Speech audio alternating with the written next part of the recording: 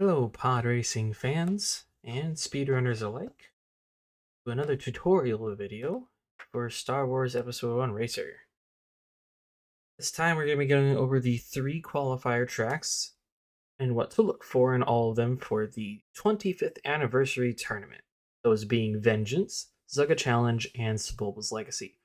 All full track and all meta picks, meaning we're going to see ourselves a fully upgraded Ben Quadinaros for all 3.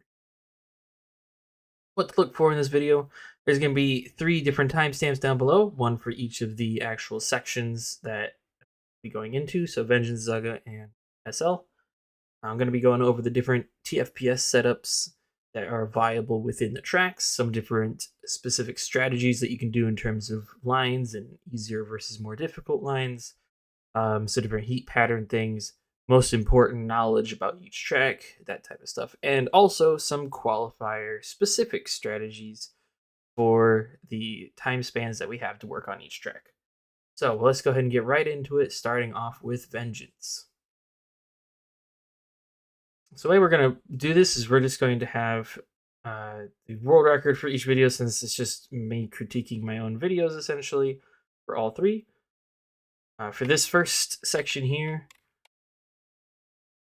the most important aspect about Vengeance is using your heat when you really can. So you're going to want to do this ancient boost hold, originally found by Game Draco, around this corner, on lap 1 especially. Now, here's where our first split happens. This is also an important aspect of the TFPS, so let's talk about it. Here is where you have 3 options. Number 1 is you can boost hold through the left side, like I do here. It's a more advanced strategy, adds a little bit of difficulty, but with practice, it can get to being 90+% consistent, so it's something that you just kind of had to decide for yourself. Personally, I will be going for this in the 20-minute window for qualifiers. I do believe that it is worth the time save of having enough heat through the section, especially on lap 1. But on laps 2 and 3, depending on what strategies you use, you can certainly develop a different pattern that will work for you. But the only way they're going to really be able to do left side like that consistently is by having a higher TFPS. So in this, I used 6300. For the qualifiers, I will be using 6600. It's going to be very high FPS, very high traction setup in order to get a large amount of grip, quick reactiveness, and to hold specific boosts later on in the track. Now, if you're newer or you don't feel comfortable with really insanely high TFPS setups, then your path that you're going to want to take is you can either go to the left and then go right, or you can go right and go left. It is ever so marginally better to do right-left instead of left-right here, just because you, at this previous apex, should be ending up on the angled towards the right side anyways, and the next apex exits on this left side and starts on the left side as well. So it's just a little bit better to be doing right-left instead of left-right. In the section following that fork in the road, you can do one of 2 things. You can either boost in this corner, so that way you can cool off on this section of fast train, which, as you can see here, only ever gave me about 30 speed. Or you can just boost through that straight away and not worry about that. For quals, I will be not boosting in this turn, as it is very difficult to do, and I'll be boosting on this fast train here. Still be able to save the majority of the time that you need. Speaking of important sections, this turn right here is the most difficult part of the track in terms of the actual turns that exist on it. The best thing to do is you're going to want to off-throttle slide, and then about halfway through, add on the throttle, and then you can release the slide. You really want to avoid hitting that outside wall, as that will kill you the majority of the time.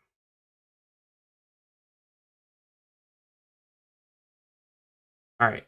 Coming into this section here, if you hear the high-pitched 80% higher beeps around these asteroids, that is going to work out perfectly, such that you can cancel your boost right in this room here. Now, technically speaking, there's some variation that is certainly acceptable here, because this big room So following this exit here, all of this is the start of the really good fast train for vengeance that you want to care about. So if you end your boost a little bit early, like right here, rather than waiting a little bit longer, you can also make that work.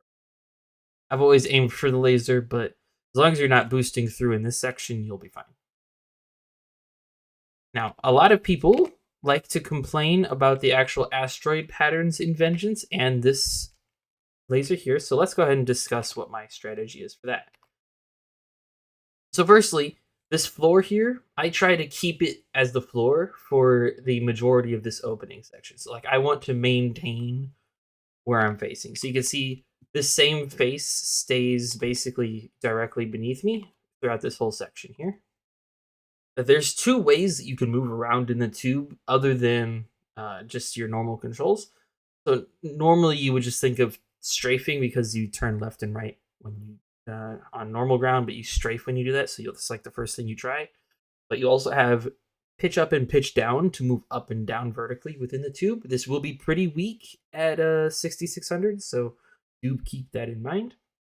And you can rotate by tilting, so you can spin counterclockwise and clockwise, depending on what direction you rotate. And you can see this on my controller with my right stick. I will adjust back and forth here and there to kind of match the natural turning that happens when you strafe.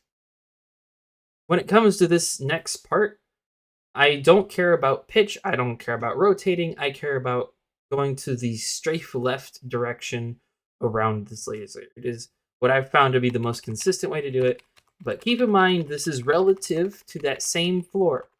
So like the same thing that I had facing beneath me this whole time is still what should be directly beneath me. So that way when I strafe to the left around it, even though it's going to look pretty close, I pretty easily dodge to the left. You do not want to try to dodge to the right. You will hit it. It is not quite centered, so dodging to the left is... these asteroids here, I just tend to try to do the exact same flat pattern. There's these sections here.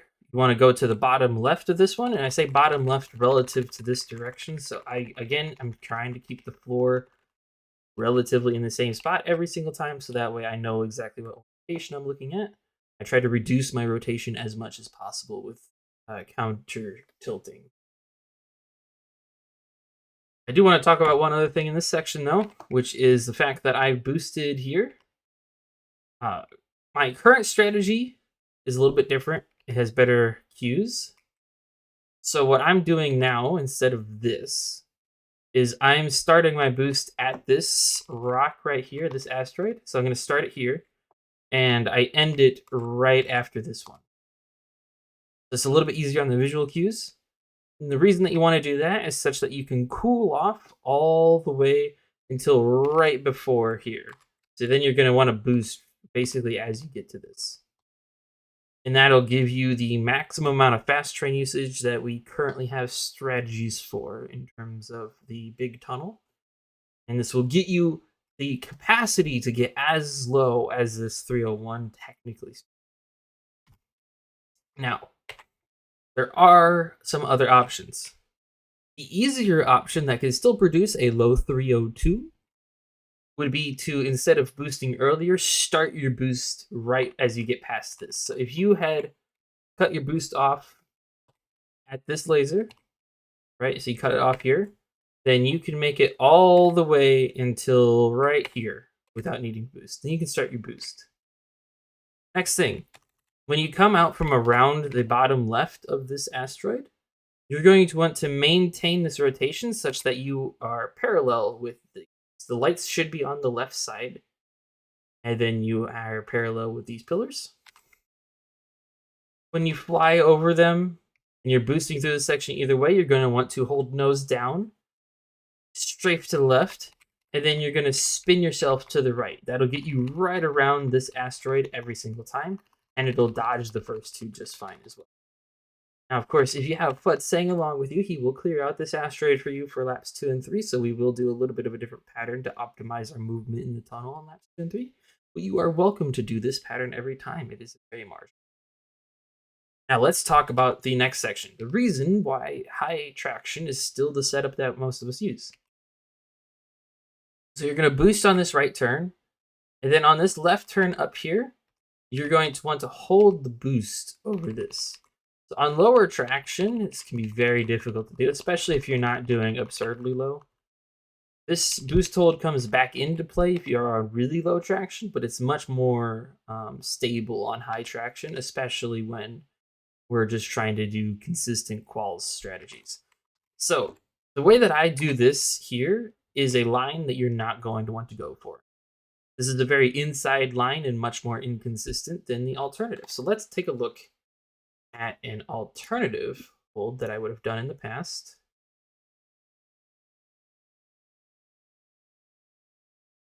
Let's say this one. All right, we're going to fast forward to the end of lap 1. And you will see. Well, first of all, let's take a look here to show you. I did not boost in this section, so I boosted here, and you can see right after that asteroid is about where you're going to want to do it. Now, this ending section, you're going to want to bounce to the outside here. You bounce to the outside and hit that off-road a little bit, it'll push you back inside, and it'll maintain a really good percent chance of hitting that boost hold. Much better than trying to take an inside. That's the line you're going to want to take. You're going to want to go to the outside, hit the edge a little bit, and then let that bring you back to the left. One thing to look for if you're having troubles is, number one, how late are you starting this boost? Because you should be waiting to start it until right about midway through this big arc. You want to be like halfway through the hairpin. So if you're doing it too early, you'll find yourself hitting this outer wall here. If you're doing it on the right time, you'll find yourself on this line here. Additionally, if you do it too late, you may end up hitting this triangle, which will be really bad. This section right here, to get a more consistent boost hold on it, you're going to want to tilt. You're going to actually start by going onto this section and coming over to the right. Going up this line and coming to the right, it reduces the chances of you losing the boost here, especially if you're not on a super high traction. All right, let's go ahead and pop back over to this video.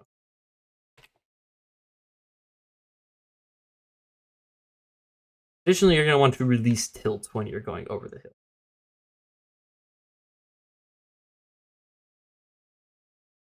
All right, so the rest of this track is going to be doing the exact same things on laps 2 and 3 that you did on laps 1 in terms of your boost patterns. Whatever it is that you choose to do, go ahead and commit to that, except for the ending section of lap 3. So let's go ahead and talk about the tunnel on lap 3. You're going to do the exact same boost to the laser that we were doing before.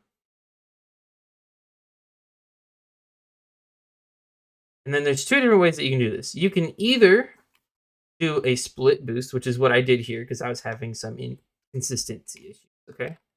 So if you start your boost right in the beginning part of this room, then you cut your boost and reinitiate it at that asteroid, it'll get you a good level of heat for the ending, which is just going to be 2 quick boosts with the boost holds all the way up till the end, and then cutting around the corner. The other way that you can do this, this should also be on an older video if I'm not mistaken.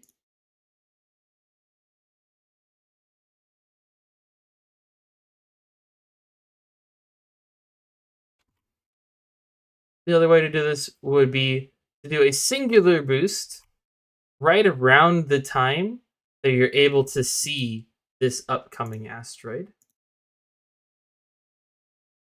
And then you can go over either the top left or the top right of that asteroid. I would recommend holding slide when doing your nose up hold. And that should work out just perfectly for you to be able to end out the lap, max heat, get a quick boost around the edge, and end. Bam. All right.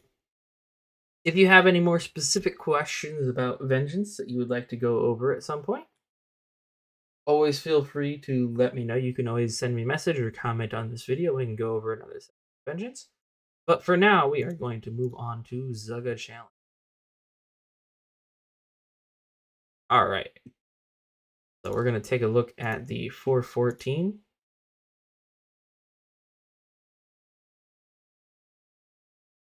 First thing you're going to do is you're going to start by picking an actual good TFPS this time. So you can do any sort of mixture as long as it's in the range of between 24 and 36 FPS, and then depending on what you want, between R100 and R20. So typically I run this track at a cool 24-100. It's very consistent, very familiar. You could do 30-80, 36-60, somewhere in there. 35-20 is something that I know Harold uses, so that would be perfectly acceptable. I'm going to start by doing the Mongaza boost hold around all this section. Please, for the love of everything, cut the boosts here. It is unbelievably common to see people who try to hold this boost all the way around to this pillar here, and it is super unnecessary. Just cut the boost around this corner, get your inside line. This next section here, you want to try to be as close to the right side as you can. It's very difficult because the line there will give you a jump over to this section.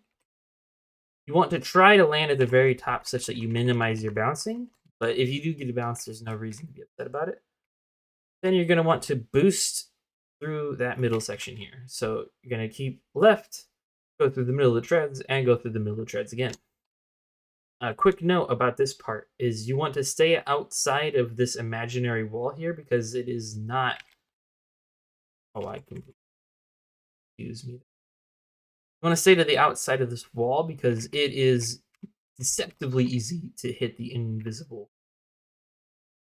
All right, when you get to this downslope, what you're going to want to do is you're going to want to hold slide, actually. You're going to hold slide right when you get to the steepest part. That'll give you a little bit of a more speed hold. If you don't want to do that, it's too much to remember. It is a very minor thing, so certainly you don't have to. You can do one of two things here. You can either just take a nice consistent line around the edge of this, or you can try to cut the corner a little bit like that. Now, there's a whole bunch of different boost patterns that work for this section. The only thing that matters when you're doing these boost patterns is that you plan it, you test it, you do the exact same heat pattern every time, such that you end up with about 50% heat here. So you can see I get to 50% heat right there. And then you want to be at basically 100% heat anywhere in this region. So it could be a little bit before this line, a little bit before that, or it can be a little bit afterward. As long as you're at basically max heat, then you'll be able to do these turns. If you've done it correctly, then you do not need to boost in the market section whatsoever until you get to this last turn. And you can boost really a lot earlier than you think you can. So when you're coming around this right turn, if you go ahead and boost super early and tilt over this entire section, always tilt here, please. You will die sometimes if you don't tilt over this barrier. If you tilt and turn through that whole section, you can actually get super high heat by the time that you need to cut it for this corner right here. All right.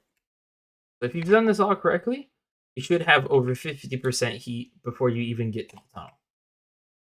If you are a little bit lower than that, you can get some management boosts out in here, but the line around the inside of this tunnel is far more important, especially since if you've managed your heat, then you can actually get to 50% heat really easily here without sacrificing any lines whatsoever. So I would love to see more people actually take a harder look at these heat patterns in the tunnels because it just helps out so much. For this hairpin here, you're going to want to start relatively wide such that you can actually exit with a decent line. Because this area over here will kill you if you have a bad line, plus it's super a lot line. It is just so much wider than having a good exit line. So you can kind of see, like, it doesn't really look that bad going into it, but if you exit wide, it looks awful. Okay. Next section here, you want to boost again all the way up until this corner. And then you're just going to do two simple turns. You want to really hug this right turn here with a slide and release, another slide and release while charging the boost on the left turn, such that you can boost on this downhill. Now, if you want to be fancy and you want to reduce the chances of dying, you can actually hold slide for a little bit. If you hold slide and release it right when you're going over this jump, you have no chance of dying to the collision up here. There is collision up here, and occasionally, especially if you're holding tilt or you start holding those up, you will die. If this, the holding slide can reduce your height, make it consistent. This right turn here, you're also going to hold slide over this, because otherwise it has a chance of launching you into the ceiling, which won't kill you, but it will kill your run. All right, now that you're at good heat for this section here, you're going to just go ahead and boost all the way until this turn. Then you're going to want to cut the boost early enough that you can get a nice clean line. You should be inside this dark area here if you've done it correctly. Kind of treat it as a hairpin, if you will. You want to do a nice solid slide and commit to the right turn before you're in. Then you can hold slide on this downhill to make this section more consistent. You can just jump to the ending. Ideally, you would not hit that corner like I do here. That was certainly a mistake that was unfortunate, but it does happen. If you've done it right, you should be at a section where you don't need to boost until you get to this corner again. You should be basically at max heat when you get to the finish line area.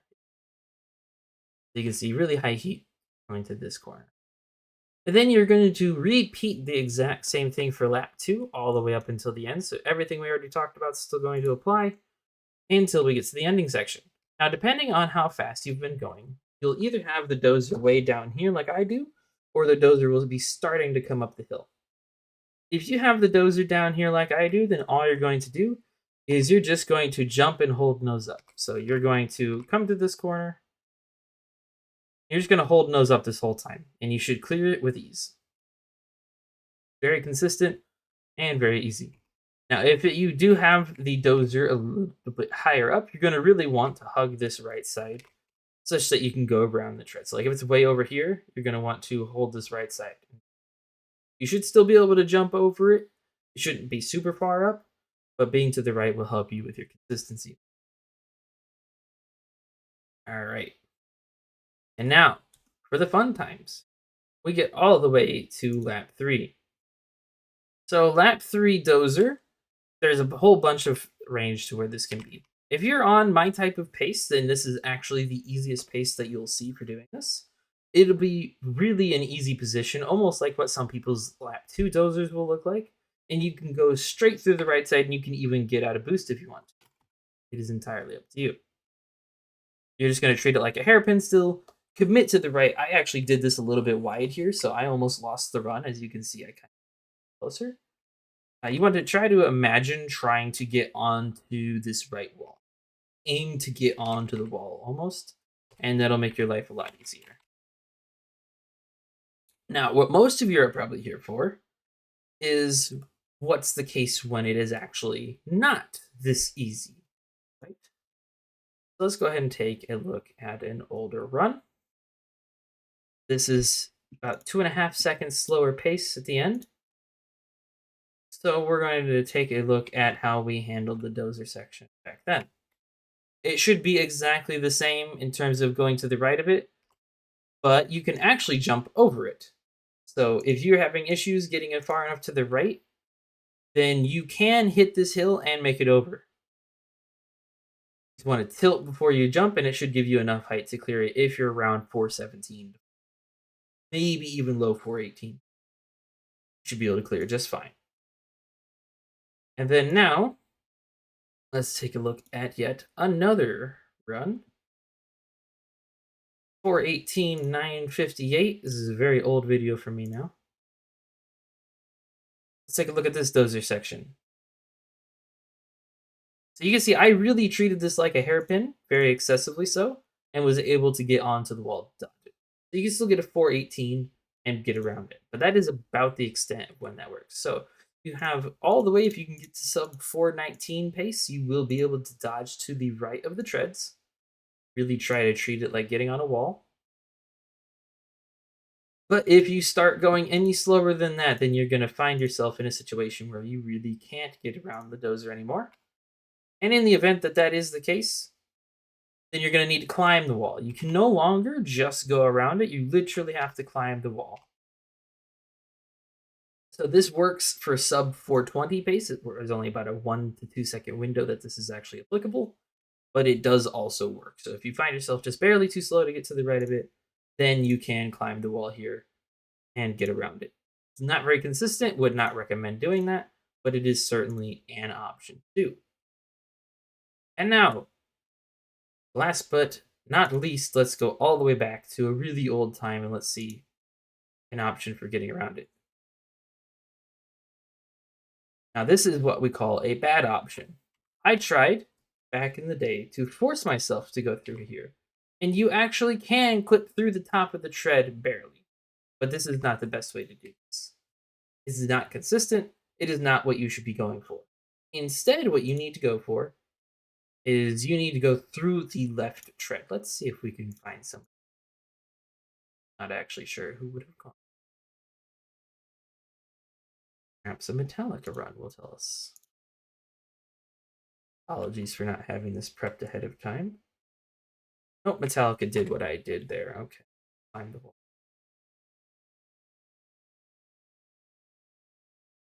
Perhaps we can look at what they would have.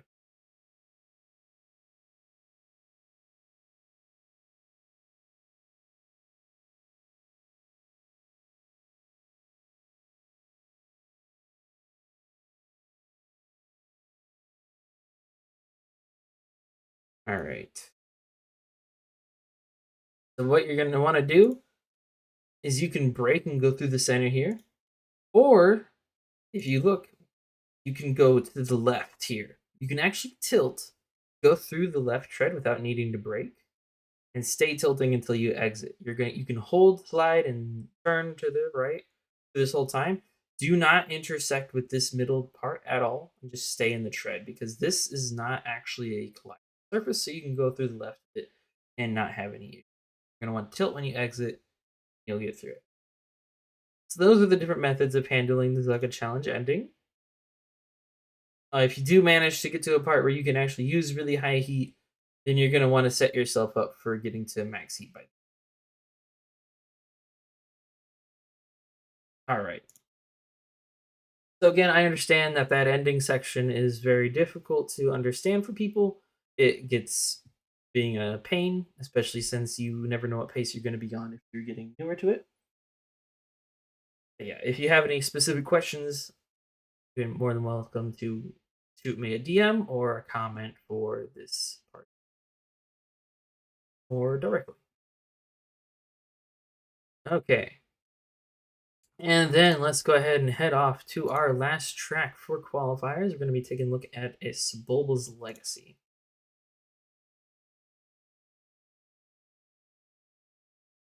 All right.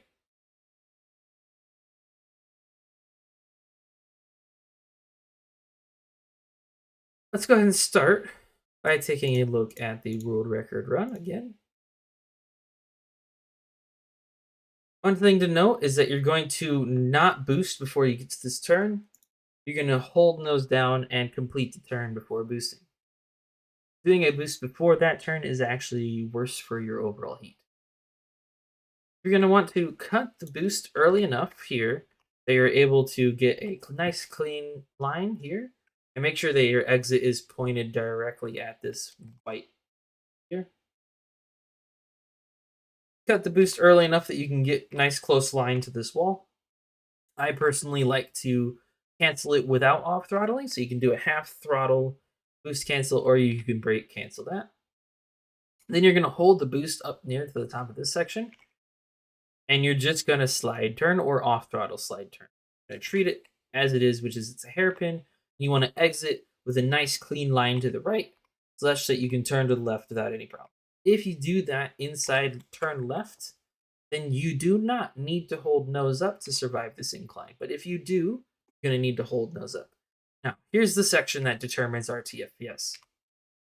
You're going to get to the top of this hill here, and you need to hold that boost. But you can't have too high of traction, or else you won't be able to do the turns correctly.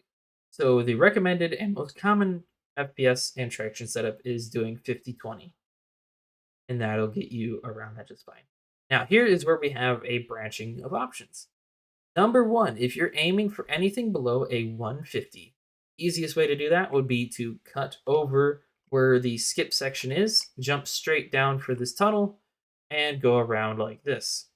Make sure you wait to boost until you get to the left turn, and you'll be able to complete a lap without issue. Now, if you were to instead want to aim for a 150 or higher, then you're going to want to cut to the left, which I will show you in just a minute.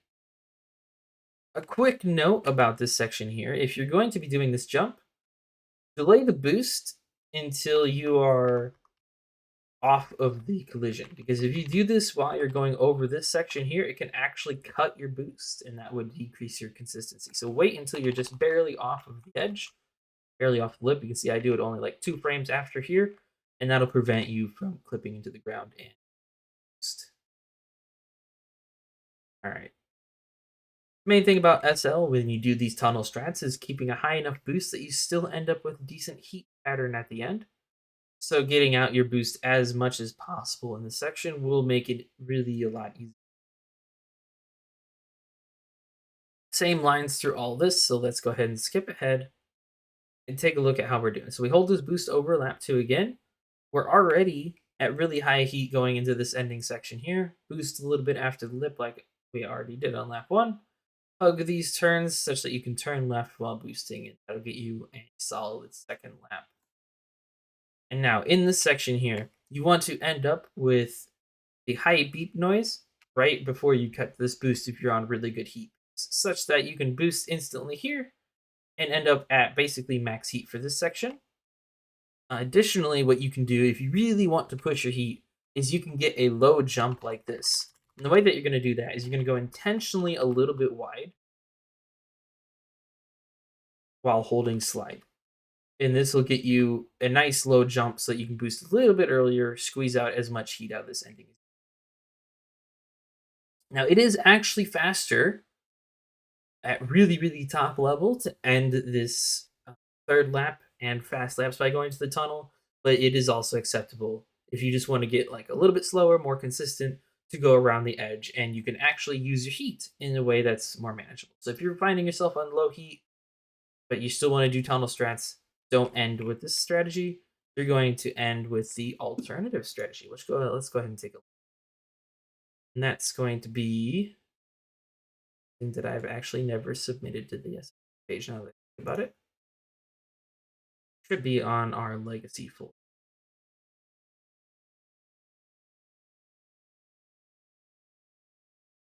Oh, no, no, no.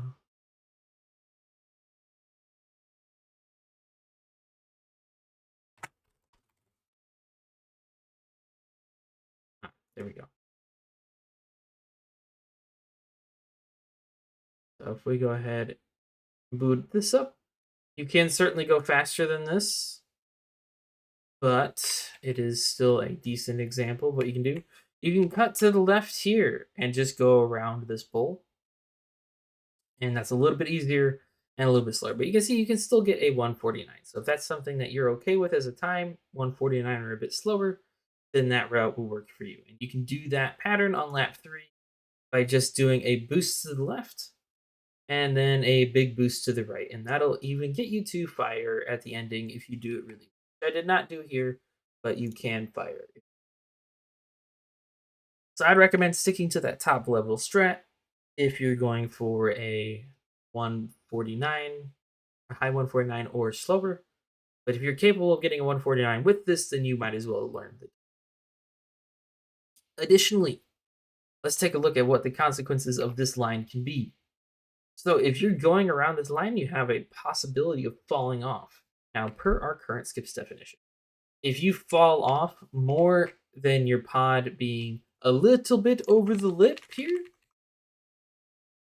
and I'll show you the limitations of that in just a second. If you go a little bit over the lip, it's fine, but if you dip down at all, with your pod just being fully below this top layer, then that recovery counts as a skip, as you are no longer following the shape of the track. You are actually cutting distance, which would save time. Additionally, even though that sounds ridiculous, stating that we cut straight over to this tunnel, if you were to jump down all the way, going to the tunnel is the natural exit. So going the route that we do currently is just jumping straight down to that exit point of flying off anyways. But falling off and climbing it back up could imply getting up earlier, which would be a straighter line, actually taking the tunnel. So that's the explanation of what that looks like. Here, let me go ahead and show you real quick, though. I believe it is this run right here, where on lap 3, I did this ending. And I dipped just ever so slightly. You can see pod is ever so slightly off the track, but it does not dip fully below. It's about 2/3 below, but the engine is still higher, so it does not count as a skip. That's about the limit of what you can do in terms of recovery. This may be a little bit more lenient in a quals scenario. I am not certain what the tournament organizer is thinking for it, but that's about your limitations for skips here. So either do the tunnel, where you just jump straight down, or avoid falling off for that top end. And if you fall off and have to recover, just take the loss and reset. It is a very short track. Yeah. All right. Now let's talk about specific stuff for quals in terms of how you want to strategize. You have to keep in mind the amount of time that you have. Personally, I would recommend getting to the point where you feel like you can complete 2 runs at minimum of the caliber time that you want to get. So if you want to aim for, let's say, a 304 on bench, make sure that in a 20-minute span of time, you're capable of getting a 304 of some kind at least twice. Now, if that's something that you feel is too outside of the realm of achievement, make sure that you find something that you can get at least twice, and then you can push for that 304 for the remaining time that you have after you get that initial time. Because it is very difficult to know how it feels to manage this until you're in that situation. So, especially if you're new to it, new to the qualifier situation, new to trying to strategizing the anxiety levels and the stress levels, then you really want to make sure that you can finish multiple runs of that caliber within the time frame that you're looking at. So when you're doing your quals practice, make sure that you're getting multiple finished runs within that time. I would also recommend that for your first run, that you don't take any more than 2 deaths. Especially on SO, make sure you don't take any more than 1 death, because you really don't want to waste the available time with a run that you know is not going to be your finish run. It is always better to have a finish run of some kind than no run at all, but you do not want to end up in a situation where instead of having, let's say, a full 10 minutes to finish SL, now you only have 8 minutes to do attempts. That's a lot more precarious of a situation, much more difficult to get runs going, especially since most of us have our issues mainly in lap 1 and lap 3. So getting as many runs past lap 1 as possible is going to be the best way to have a run. All right. Well, that's going to conclude this video for today. Thank you so much if you watched all the way to the end of it. I understand that this was probably pretty lengthy and a little bit rambling from me. So again, if you have any clarifying points that you'd like me to go over, go ahead and shoot me a comment, shoot me a message on Discord. I'm always open to talking. And yeah, thank you again for watching. And for those competing, good luck in quals. For those just watching, I hope this gives a little bit of context for what you're kind of looking to see and what maybe parts of the track you want to look out for when you are spectating. All right, and with that, I will see you all in the next video. So long.